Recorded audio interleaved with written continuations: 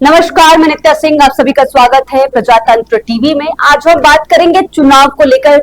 जिस तरीके से रिजल्ट आ रहे हैं, पहले हम चुनाव के बारे में बात कर लेते हैं। लोकसभा चुनाव, ये 18वीं चुनाव है लोकसभा का, और जो समाप्त हो चुका है, आज रिजल्ट की बारी है। सबके मन में यही सवाल है कि किसकी सरकार आएगी। बहुत लोगों को तो पहले से पता है कि बीजेपी आ रही है। यही लगातार रुझान, अगर पोल्स की हम बात करें तो पोल्स में भी यही आंकड़े दिखाए जा रहे थे। और अगर हम बात करें 2024 चुनाव की, तो ये अभी तक का बड़ा चुनाव रहा है। 1952 के हम अकॉर्डिंग देखें तो 1952 में 4 महीने तक चुनावी प्रक्रिया चली थी। 2024 में 46 दिन तक चला ये चुनाव। और अगर हम बात करें 2019 की, तो 2019 में 36 दिनों तक चली थी चुनावी प्रक्रिया। और 1980 में सिर्फ 4 दिन में चुनाव समाप्त हो गए थे। तो अब हम बात करते हैं कि किस जगह पे कहां कहां क्या रुझान आ रहे हैं और क्या हो रहा है। अभी फिलहाल हम इस पे बात कर लेते हैं। एनडीए 296 दिख रही है कि 296 सीटें हैं उनके पास, और इंडिया गठबंधन लगातार कभी 227, 228 उसके परिणाम बदलते रह रहे हैं। तो अभी हम 228 पे ही बात कर ले। अभी के चुनाव मतलब अभी के जो रुझान बता रहे हैं 228 है। तो हमारे साथ संवाददाता हिमांशु प्रताप जी जुड़ गए हैं, हमारे संवाददाता। तो आज हम उनसे बात करेंगे कि कहाँ के रुझान कहाँ है, मतलब हर एक राज्य पे जो जो हॉट सीटें हैं उस पर हम बात कर लेते हैं, उनसे चर्चा कर लेते हैं। तो सर, मुझे ये बताइए कि आप बिहार में अगर हम बात करें तो बिहार की जो 2 सीटें, हम निर्दलीय की बात कर लेते हैं, पप्पू यादव और पवन सिंह काफी चर्चा में है। तो वहां पे क्या लग रहा है कि उनके रुझान जो है कैसे है, वहां पे वो जीत सकते हैं, नहीं जीत सकते हैं? देखिए, एक चीज आपको समझना होगा कि बिहार में जो जिन 2 सीटों की बात आप कर रही हैं, एक पूर्णिया और दूसरा काराकाट।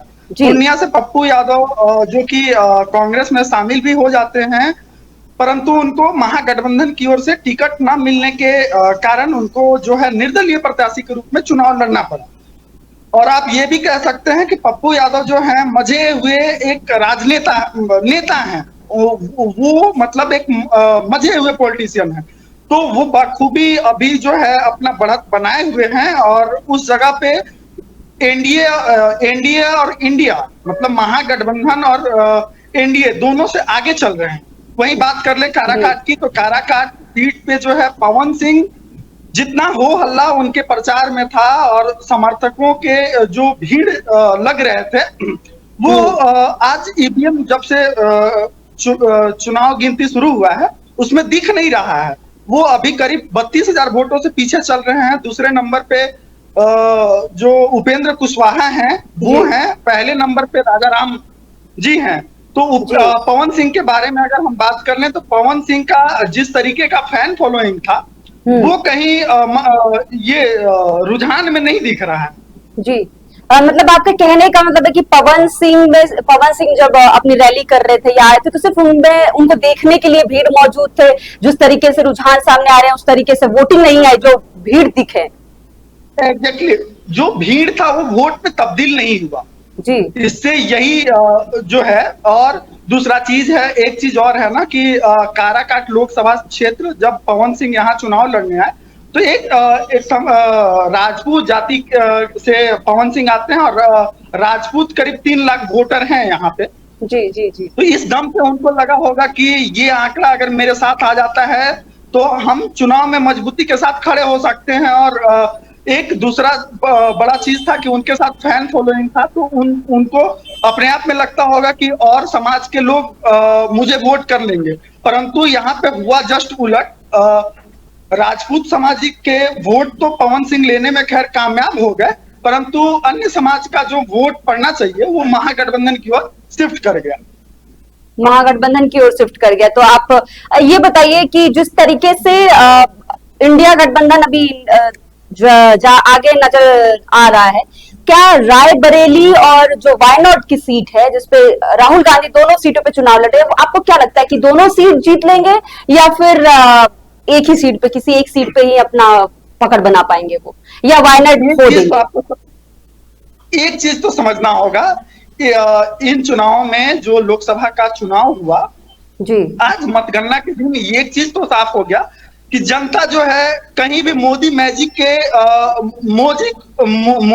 नहीं चल रहा है। और जो जनता है कहीं ना कहीं एंटी इनकम्बेंसी जो है सरकार फेस कर रही है। मोदी का जो नाम पे जो लोग चुनाव जीतना चाहते थे, उनकी खटिया खड़ी हो चुकी है। आप अगर जैसे उत्तर प्रदेश में आप देख लें, समाजवादी पार्टी जिस तरीके से 33 सीटों पे बढ़त बनाई हुई है, इससे जी, जी। साफ आप देख सकते हैं कि बीजेपी का जो गढ़ माना जाता था उत्तर प्रदेश, वहां से कहीं ना कहीं उनकी कोई कमियां रही होंगी, जिससे दूर हुआ। दूसरी बात कि राहुल गांधी का अगर हम बात करते हैं, तो वायनाड और यहाँ रायबरेली से, वो दोनों जगह से अभी बढ़त बनाए हुए हैं, और करीब करीब लगता है कि चुनाव राहुल जी जीत जाएंगे। तो अगर दोनों सीट पे चुनाव जीत जाते हैं तो फिर रायबरेली से उनको, वो रायबरेली पे रहेंगे या वायनाड पे रहेंगे, क्या लगता है? अगर रायबरेली पे आ जाते हैं वायनाड छोड़ के, तो फिर उनकी करियर या फिर उन पे क्या ऐसा प्रभाव पड़ेगा, या फिर क्या वहां पे जिस तरीके से बताया जा रहा था कि फिर से चुनाव कराए जाएंगे, ये प्रियंका गांधी को हो सकता है दिया जा सकता है रायबरेली?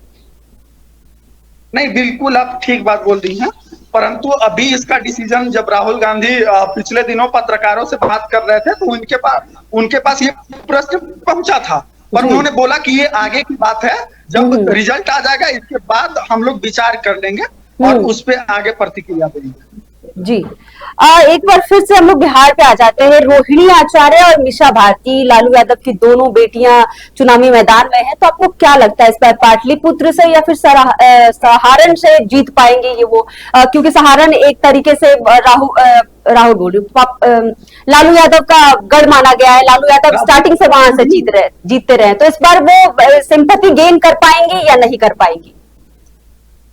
नहीं, देखिए, अगर हम पाटलिपुत्रा का बात करते हैं, तो यहाँ पे रामकृपाल यादव और मीसा भारती में लड़ाई, प्रतिद्वंदी थे मीसा भारती का रामकृपाल यादव। इस बार रामकृपाल यादव का अगर ग्राउंड पे बात किया जाए, तो मीसा भारती का जो है मैजिक चला है, और वो अभी आगे भी हैं रामकृपाल यादव से। और जहां तक लगता है कि महागठबंधन का एक सीट आरजेडी का आने वाला है पाटलिपुत्रा से। सारण, खैर, रोहिणी आचार्य तब सुर्खियों में आई थी जब उन्होंने अपना कीर्ति अपने पिता श्री लालू प्रसाद यादव को दान किया था, और उस समय से एक छवि बना था कि जो बेटी होती है वो हमेशा अपने पिता और परिवार के लिए खड़ा होती है।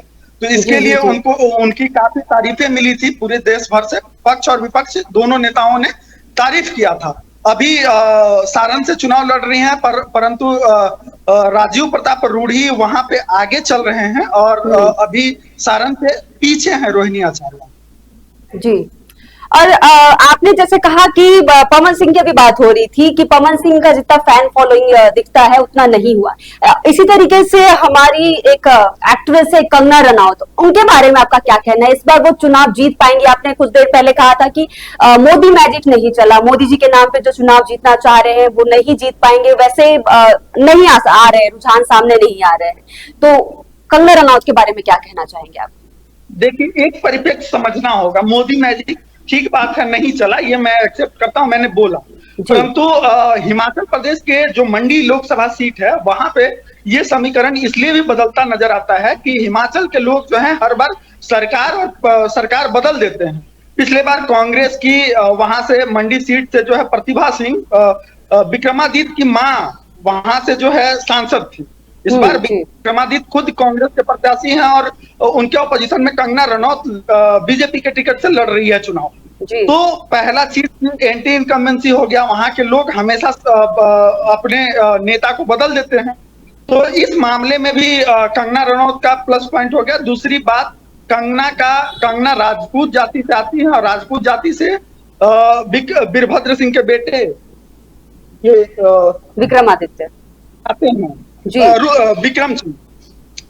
परंतु वहां जो अभी समीकरण है कि मंडी लोकसभा सीट में मोदी का लगाव रहा है, मोदी जी वहां पे हमेशा जाते रहे हैं, तो इस वजह से वहां जो है कंगना रनौत जीतने वाली, मुझे ये लगता है कि वहां से जीत जाएंगे। अभी रुझान में आगे हैं जी, नतीजा नहीं आया है, परंतु मुझे लगता है कि जीत जाएंगे। पश्चिम बंगाल से 31 सीटों पे टीएमसी आगे चल रही है, लगातार उसकी बढ़त बताई जा रही है, और ये भी बताया जाए कि इस बार पश्चिम बंगाल में कुछ वोट बैंक बढ़े भी हैं। जिस तरीके से बाकी राज्यों में कम दिखाए जा रहे थे, इस बार पश्चिम बंगाल में बीजेपी को थोड़ा ज्यादा वोट मिलने का आसार बताया जा रहा है। इस पर क्या कहना चाहेंगे? देखिए, आपको ये भी समझना होगा कि हर राज्यों की अपेक्षा पश्चिम बंगाल में सबसे ज्यादा वोटिंग परसेंटेज हुआ है। वहां मतदाता जी सबसे ज्यादा निकले हैं और वोट कास्ट किए हैं। दूसरी बात, टीएमसी का जो है, तो टीएमसी भी खैर बीजेपी वहां के लिए जो अपना गढ़ मजबूत करती है, अगर बीजेपी अपने सीट में अगर एक सीट भी अगर ज्यादा लाती है पश्चिम बंगाल में, तो उसके जी लिए वो सारा चीज प्लस पॉइंट ही है। क्योंकि जब कभी एक समय में कम्युनिस्टों की गढ़ हुआ करती थी पश्चिम बंगाल, इसके जी बाद अभी अगर बोला जाए तो ममता बनर्जी का गढ़ है, टीएमसी का गढ़ है। तो अगर उस जगह पे बीजेपी एक सीट भी, दो सीट भी अगर ज्यादा लाती है, तो उसके लिए बड़ा, अपने आप में बड़ा बात है। जी। अब हम स्मृति ईरानी की बात कर ले। स्मृति ईरानी, इस बार क्या लग रहा है कि स्मृति ईरानी एक कांग्रेस के आम कार्यकर्ता को पछाड़ पाएंगी, या फिर कांग्रेस के आम कार्यकर्ता उनको पछाड़ेंगे? अब इस बार वो आम कार्यकर्ता को नहीं पिछाड़ पाएंगी, वो खुद पिछड़ी हुई नजर आ रही हैं। जी और इस चीज को आपको देखना होगा कि कांग्रेस के जो वहां से कैंडिडेट हैं, हम्म वो राजीव गांधी के जमाने से कांग्रेस पार्टी में आए हुए थे और यूथ कांग्रेस के सदस्य रहे हैं। यूथ जी कांग्रेस में वो बड़े पदों पे रहे हैं और उस समय से कांग्रेस के कार्यकर्ता के रूप में मजबूती के साथ रहे हैं और वहां राहुल गांधी से लेकर राहुल गांधी के पिता तक को चुनाव लड़वा चुके हैं। इस बार खुद मैदान में है और ये बात मानना पड़ेगा कि जो वो बोल रहे थे कि पिछले चुनाव में राहुल गांधी इसलिए हार गए थे क्योंकि मुझे समय नहीं मिल पाया था कि हम राहुल गांधी के साथ रह सकें। पर वो काफी दिनों से लगे हुए थे और उनको भी पता नहीं था कि इस बार मुझे टिकट मिलेगा, परंतु टिकट जब मिला तो काफी समय देते हैं। वो रायबरेली, अमेठी में ही रहते हैं, इसलिए वहां के लोग उन पे भरोसा किए हैं। और प्रियंका गांधी एक बयान भी दी थी कि ये मेरे परिवार के सदस्य हैं, मेरे परिवार के सदस्य हैं। तो ये चीज समझना होगा कि अगर अमेठी सीट जीतते हैं तो प्रियंका गांधी की जीत हो रही है। जी, धन्यवाद आपका हमारे चैनल में। जिस तरीके से आपने बताया, हमारी जनता देख रही है कि किस तरीके से अभी फिलहाल रुझान आ रहे हैं। अगर हम अभी फिर से मैंने आपको स्टार्टिंग में बताया था कि एनडीए 296 था, लेकिन अभी एनडीए 294 और इंडिया बढ़ता हुआ लगातार नजर आ रहा है। यानी इंडिया गठबंधन जो है 231 सीटों पे आगे चल रही है। और अभी मतलब ऐसे लगातार आंकड़े बदल रहे हैं इसके, 294 से 293, 232 से 31, 32 ऐसे बढ़ते रह रहा है। यानी कि इंडिया गठबंधन बार बार बढ़ रहा है। तो अभी कुछ कहा नहीं जा सकता है, शाम को ही पता चलेगा कि किसके पक्ष में, किसके पाले में आने हैं, जो रिजल्ट आने हैं वो किसके पाले में जाएंगे। तो